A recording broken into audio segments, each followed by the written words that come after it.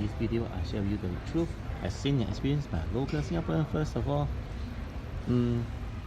there are a lot of foreigners in Singapore that come to live and study or even tour in Singapore, but then after some time, after a short time, they feel like disillusioned and disappointed because the number of tourist attractions is actually quite limited, from Sentosa, Vivo City, Bugis, Orchard, Chinatown, Marina Bay Sands, the zoo.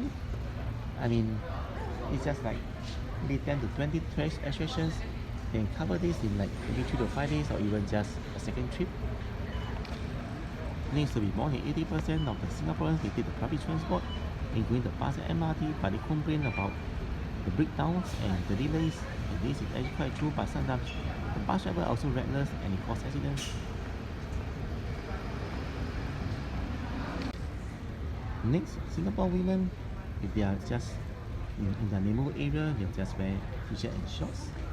And then you also find that why there are elderly people working after the age of 60 or 70 years old when they actually should be retiring comfortably with their spending time with their grandchildren or children. This is because majority the reason because of high cost of living, everything is so expensive here. They want to put food on the table, and secondly, a less common reason they want to just to spend time working. It needs to be there are a lot of fines and staff imprisonment for small penalties to big ones. So for example, if you jaywalk, right, you'll be $550. That means you do not follow the traffic light. And then secondly, there's littering up to $300 for first offense and more. Not even, this is quite funny, not flushing public toilets up to 1,000 for first timers. Eating or drinking or public transport, including the bus and MRT, up to $500. Well, if you not pay, right, then you'll be jailed. You'll be go to prison. Next, the price of the public housing is very expensive also. I'm on the Property Cooler Singapore website, especially buying and selling the HDB flats. It's sort of called like housing development board, subsidized flat, but it's not really cheap. Let's look at the price for a 2-room. I mean the 3-room HDB flat includes 2 bedrooms and 1 living room. This one is $300,000 in the Marsiling Drive near the Woodlands Road. It was built in 1975. That's 50 donkey years ago, and this is a flat condition. It's quite simple, right?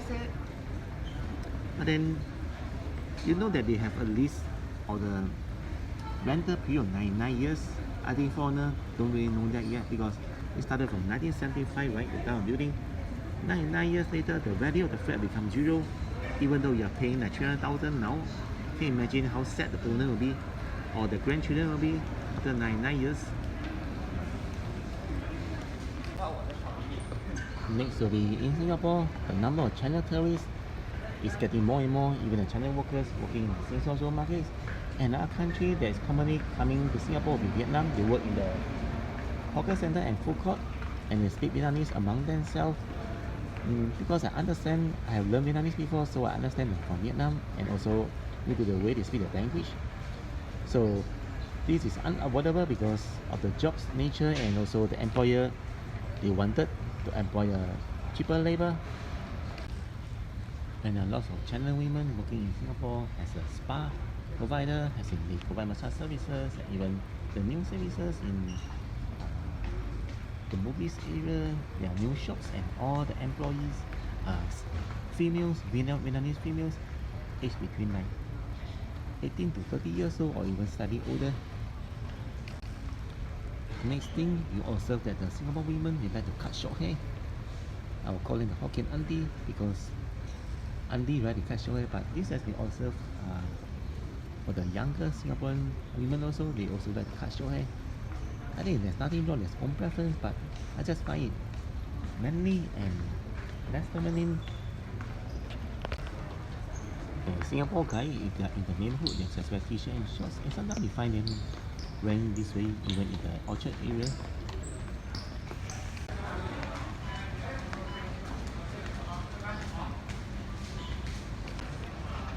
And I would say that more than 80% of Singaporeans they take public transport every single day, be it the bus or MRT, but there's complaints about the delays and also breakdowns. So this is also true. Sometimes the bus driver also like they are reckless in driving and cause accidents. Common observation is the guys, Singapore guys, they like to wear backpacks. I mean, there's nothing wrong, but it's just like it feels like a bit boyish, and also they may feel uncomfortable when wearing them for a long time. This will cause a slump on the back, and maybe their height will be affected as well.